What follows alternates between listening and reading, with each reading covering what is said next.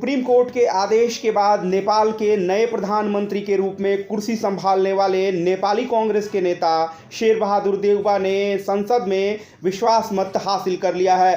अब देउबा के 2022 में नया संसदीय चुनाव कराए जाने तक प्रधानमंत्री पद पर बने रहने की उम्मीद है। शेरबहादुर देउबा और उनकी पार्टी नेपाली कांग्रेस को भारत का समर्थक माना जाता है, इसलिए उनके प्रधानमंत्री बनने के बाद भारत के राजनीतिक हलकों में भी काफ़ी उत्साह का माहौल है। भारत के राजनीतिक हलकों में इसे नेपाल में चीन की कड़ी शिकस्त और भारत की जीत के रूप में भी देखा जा रहा है। केपी शर्मा ओली ने नेपाल का प्रधानमंत्री रहते हुए चीन के उकसावे पर भारत के खिलाफ कई कड़े कदम उठाए थे।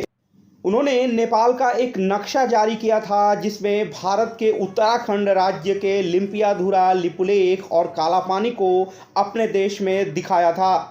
उन्होंने भारत के साथ सदियों पुराने नेपाल के संबंधों को ध्वस्त करने की कोशिश की थी।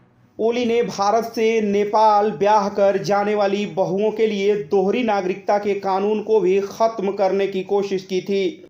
ओली ने एक बेतुका बयान देते हुए कहा था कि भगवान श्री राम और अयोध्या नेपाल में ही हैं।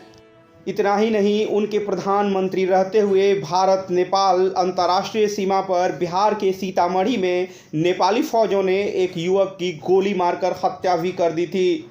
ओली के इन कृत्यों को चीन लगातार शह दे रहा था और भारत के खिलाफ नेपाल के लोगों को भड़काने की कोशिश भी लगातार कर रहा था।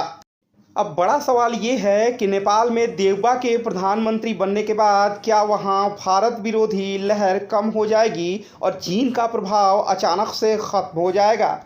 क्या देउबा भारत से ब्याह कर नेपाल गई बेटियों के लिए दोहरी नागरिकता कानून भी बचाएंगे?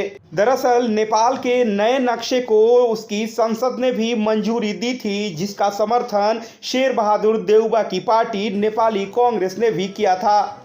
दरअसल शेरबहादुर देउबा को नेपाल का प्रधानमंत्री बनवाने में पुष्प कमल दहल प्रचंड का बड़ा योगदान है, जो ओली की ही पार्टी नेपाल कम्युनिस्ट पार्टी के विद्रोही गुट से आते हैं।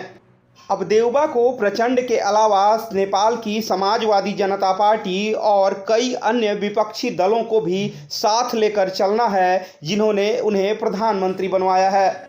और सबसे बड़ी बात ये कि देउबा को नेपाल की जनता की भावनाओं को लेकर आगे बढ़ना है, जिसका एक बड़ा हिस्सा भारत का समर्थन नहीं करता है। साथ ही देउबा को नेपाल के कई विपक्षी दलों ने भी प्रधानमंत्री बनाने में अपना समर्थन दिया है। ऐसे में एकदम से ये कहना कि शेरबहादुर देउबा आते ही भारत के पक्ष में काम करने लगेंगे, ये गलत होगा।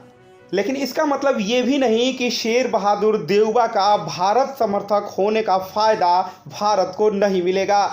राजनीतिक विश्लेषकों का मानना है कि देउबा सत्ता में रहते चीन की विस्तारवादी नीतियों और भारत के विरोध को बढ़ावा देने की कोशिशों पर ज़रूर लगाम लगाएंगे। Bureau report, TV 21 India.